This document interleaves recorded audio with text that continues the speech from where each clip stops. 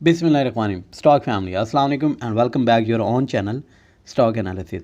Stock analysis के point of view से बात करें तो double GL and triple GL का रिजल्ट है, दोनों को ही इस वीडियो में हम डिस्कस करेंगे, रिजल्ट के पॉइंट ऑफ व्यू से, टेक्निकली पॉइंट ऑफ व्यू से एंड होल्डिंग के पॉइंट ऑफ व्यू से। फर्स्ट ऑफ ऑल हम बात करेंगे डबल जेल को। इंट्रोडक्शन के ऊपर अगर बात करें तो double GL Ghani global holding limited के नाम से, और इसका फार्मली मतलब अगर देखा जाए तो formerly known as Ghani gases limited भी कहते हैं। और इसका मेन काम क्या है, डबल जेल करती क्या है? The principal activity of the company is to manage investment its subsidiary and associated companies, यानी कि गनी जो ग्रुप है उसकी होल्डिंग्स को लेके, उसकी इन्वेस्टमेंट को देके, अपनी एंड सब्सिडरी की इन्वेस्टमेंट को देखती है, जैसा कि नाम ही गनी ग्लोबल होल्डिंग्स लिमिटेड है।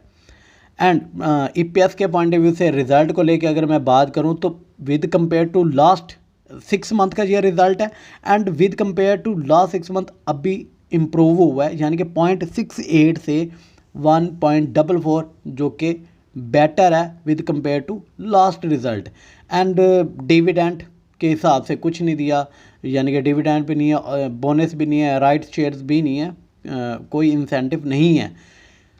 अर्निंग पर शेयर के पॉइंट ऑफ व्यू से अगर हिस्टोरिकली मैं पॉइंट ऑफ व्यू से बात करूँ तो 2014 से 2021 तक का अब तक मतलब जो हाईएस्ट रहा 2015 में रहा 2.13, एंड उसके बाद अब तक हाईएस्ट 2021 में, यानी कि 1.7।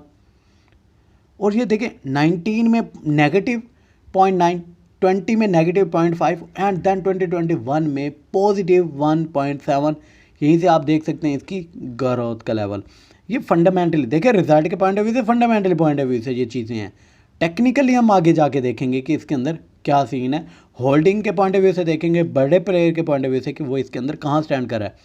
बुक वैल्यू देखते हैं डबल जेल की। देखें बुक वैल्यू 2019 में अच्छी रही, हाईएस्ट रही, एंड 19 मतलब उसके बाद 20 में डाउन, 21 में डाउन, एंड 2022 में अब जो मतलब एक रिज़ल्ट है उसके मुताबिक ये बहुत अच्छे, और जिस पे से बुक वैल्यू इसकी बढ़ रही है, कमिंग रिज़ल्ट इसके अच्छा एक्सपेक्ट किया जा सकता है। डिविडेंड जो कि बताया कि इस दफ़ा कुछ भी नहीं दिया, और हिस्ट्री में भी डिविडेंड इसने नहीं दिया, ठीक है, मतलब कोई डिविडेंड नहीं है।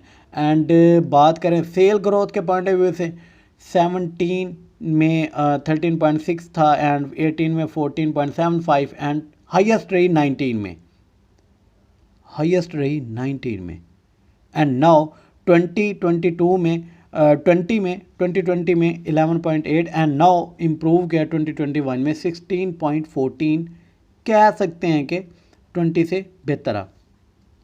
कैपिटल मार्केट के हिसाब से बात करते हैं, यानी कि मार्केट कैपिटलाइजेशन के पॉइंट ऑफ व्यू से बात करें तो 2021 में अब तक का हाईएस्ट का मार्केट कैपिटलाइजेशन रहा, गुड है। अच्छा देखें अब कैपिटल गेन के पॉइंट, डिविडेंड तो कुछ दे ही नहीं रहा, कैपिटल गेन के पॉइंट ऑफ व्यू से बात करें तो ईयरली बेसिस पे 22.12% दिया, लेकिन 6 मंथ में 54.78 डाउन हुआ, यानी कि जिन्होंने हाई पे बाई किया वो नीचे अब लेके बैठे होंगे, अगर नहीं सेल किया बहुत लॉस में बैठे होंगे। जिन्होंने नीचे सेल किया होगा, यानी कि टेक्निकली जो समझते हैं वो तो निकल गए होंगे, अदरवाइज़ जो होल्डिंग पे हैं कह सकते हैं कि वो दुख में है। अगर 3 मंथ का देखें तो राउंड अबाउट 44%, 1 मंथ का 8%, एंड नाउ अगर टेक्निकली पॉइंट ऑफ व्यू से बात करें तो ये स्टैंड कर रहा है 15.64। अब हाँ, हमें क्या करना चाहिए इसके अंदर? देखें ये अगर हमें मिले 14 से 14.34, एंड नाउ यहाँ पे 13 पे 13.5, तो अकामुलेट कर सकते हैं। लेकिन अगर मैं हिस्टोरिकली ज़रा बात करूँ तो मतलब देखें इसने डाउन था, मतलब 25 तक गया, 30 तक भी गया, देन ये डाउन हुआ 22 पे, सपोर्ट ली 25 तक गया, देन दोबारा जो आया ना 22 से सपोर्ट लेके देन ऊपर नहीं गया, 22 की सपोर्ट तोड़ी, ब्रेक की, 20 एंड 90 की सपोर्ट लेके 23 पे है, 23 से देन रेजिस्टेंस लेके अब ये 15 तक भी आया हुआ है। कह सकते हैं कि एवरी ब्रेक जो कि एक सपोर्ट से ऊपर जाके दोबारा उस सपोर्ट से इसने सपोर्ट नहीं ली, यानी कि ब्रेक की है, तो आप कह सकते हैं कि इसके अंदर अब यानी कि अगर चलें शॉर्ट डिस्कशन करते हैं, लेकिन कहने का मतलब है कि इसका नीचे अगर आप बाय कर रहे हैं ना, तो कोशिश करें प्रॉफिट टेकिंग इसकी जल्दी करें। कुल मिला के बात ये है। अब इसके बाद हम बात करते हैं ट्रिपल जीएल के ऊपर। ट्रिपल जीएल को स्टार्ट करने से पहले हम देखेंगे कि डबल जीएल की जो होल्डिंग है, फंड होल्डिंग के हिसाब से तो इसके अंदर मतलब कोई फंड होल्डिंग है नहीं, लेकिन अगर कैटेगरी ऑफ शेयर होल्डिंग के पॉइंट ऑफ व्यू से बात करें तो डायरेक्टर के पास 46% है। अब हम 4 बिग इन्वेस्टर देखते हैं, बैंकर देखते हैं, इंश्योरेंस कंपनीज देखते हैं, म्यूचुअल फंड देखते हैं, फॉरनर को देखते हैं, तो एसोसिएटेड कंपनीज के पास भी नथिंग। बैंक की अगर मैं बात करूं तो 0.49 यानी कि 0.5%, insurance companies 1.39 and mutual funds 3%। And यानी कि इंश्योरेंस कंपनीज भी हैं, बैंक भी हैं एंड म्यूचुअल फंड भी हैं इसके अंदर। एंड इसी तरह जॉइंट स्टॉक कंपनीज की 10.24, इन्वेस्टमेंट कंपनीज 3% एंड इंडिविजुअल के पास है जी 35.5%। तो ये थी फंड होल्डिंग। यहाँ से मतलब आप कह सकते हैं कि कुछ शेयर आप इसके अंदर इन्वेस्ट कर सकते हैं। नाउ अब बात करते हैं ट्रिपल जीएल के ऊपर, गनी ग्लोबल ग्लासेस लिमिटेड के ऊपर अगर हम बात करें तो इसकी मेन जो प्रिंसिपल इसकी एक्टिविटी है, engage in the manufacturing and sale of glass tubes, glassware, home appliances, ये मतलब इन चीज़ों के अंदर हैं और मतलब गिलास के रिलेटेड ही इसका मेन काम है। तो उसके ऊपर हम बात करेंगे। अब रिज़ल्ट के पॉइंट ऑफ व्यू से अगर मैं बात करूं तो रिज़ल्ट में डिविडेंड कुछ नहीं है, बोनस कुछ नहीं है, राइट शेयर कुछ नहीं है, अदर इंसेंटिव्स नील। और हिस्ट्री के ऊपर भी जाएंगे, देखेंगे। ईपीएस के पॉइंट ऑफ व्यू से बात करें तो कोई खास तरह को ठीक नहीं रही। कह सकते हैं कि आप 0.36 से 0.53, मतलब कोई चेंज ज़्यादा है नहीं। ईपीएस सेम लाइक एज के जहाँ था वहीं है, 19-20 के फ़र्क से, जिसे हम कहते हैं कि उतने फ़र्क से है, कोई ज़्यादा उस लिहाज से अच्छा है नहीं। अब अगर बात करें मतलब हिस्टोरिकली पॉइंट ऑफ व्यू से ईपीएस की, तो देखें कम हो 15 से ऑनवर्ड 2021 की मैं बात करूं तो देखें 2016 के अंदर तो ये था 0.51 नेगेटिव, दैन ये 17 में और नेगेटिव, 18 में और नेगेटिव, 19 में और नेगेटिव, एंड नाउ 2020 में इम्प्रूव हुआ नेगेटिव 1.48 से पॉजिटिव 1.17। मतलब कह सकते हैं कि राउंड अबाउट यहाँ से 1.75% ये इम्प्रूव किया ईपीएस, जो कि बहुत अच्छी चेंजिंग आई यहाँ पे। एंड नाउ 2021 में 0.17 से 0.55 पे स्टैंड किया। तो ये एक लेवल है इसके EPS historically point of view से। बुक वैल्यू कह सकते हैं कि पहले जैसे ही मेंटेन है, कोई ज़्यादा ख़ास चेंज है नहीं। मतलब वैसे तो ओवरऑल देखा जाए तो 2018 एंड 19 में मेंटेन रही, लेकिन 20 में डाउन हुई, 21 में थोड़ी रही। जो 21 में लेवल था वही 2022 में लेवल है। तो कह सकते हैं कि कोई उस लिहाज से इन्होंने कोई इम्प्रूवमेंट दिखा ही नहीं है। डिविडेंड जो कि पहले दिखा दिया कि ज़ीरो है, और हिस्टोरिकल डिविडेंड भी बात करें तो 2017 से अब तक 2022 तक नथिंग, कोई डिविडेंड नहीं दिया। सेल के पॉइंट ऑफ व्यू से अगर मैं बात करूं तो 19 में सेल अच्छी रही लेकिन यहाँ एक बात समझने की ज़रूरत है कि 19 में इनका ईपीएस नेगेटिव में था, जबकि सेल इनकी हाई थी। ये एक सवालिया निशान है जिसके ऊपर इंशाल्लाह बात करेंगे।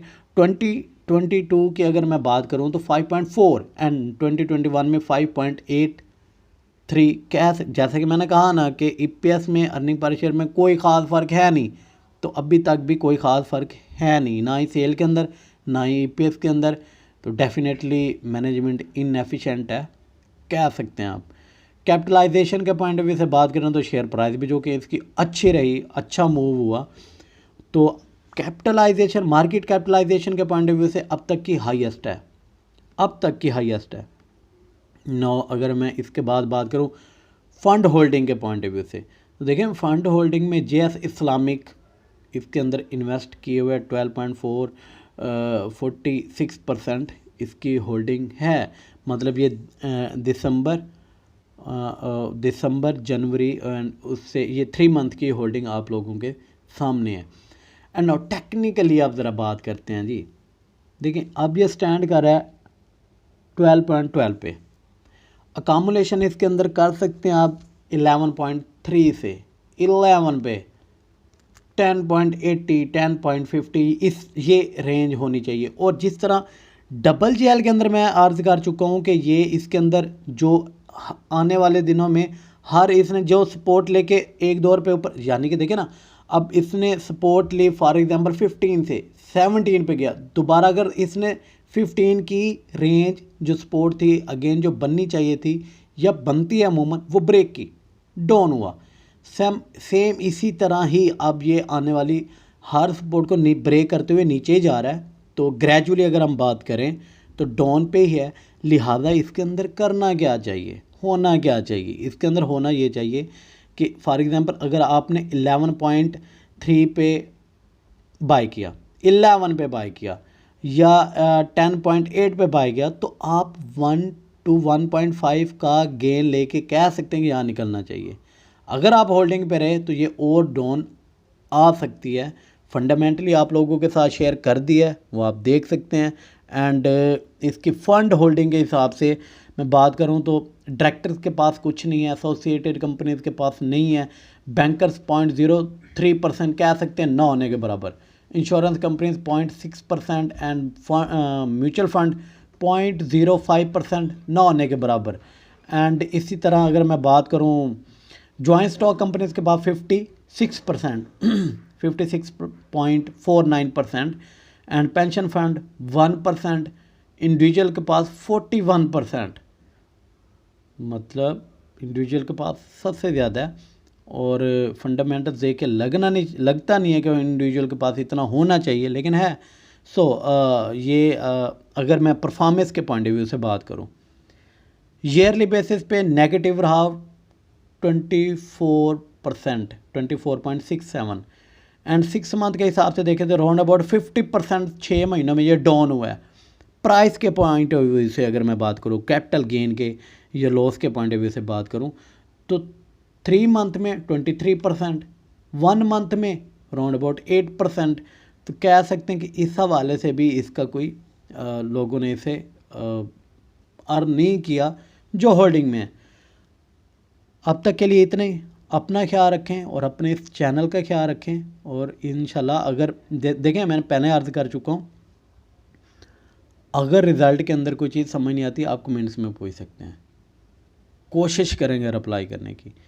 और एनालिसिस के दौरान अगर कोई बात समझ नहीं आती तो आप पूछ सकते हैं। और अमेंडमेंट जो आपको लगता है कि ये इम्प्रूवमेंट या अमेंडमेंट होनी चाहिए, आप सुजेशन भी दे सकते हैं, उसके ऊपर भी मतलब काम किया जा सकता है।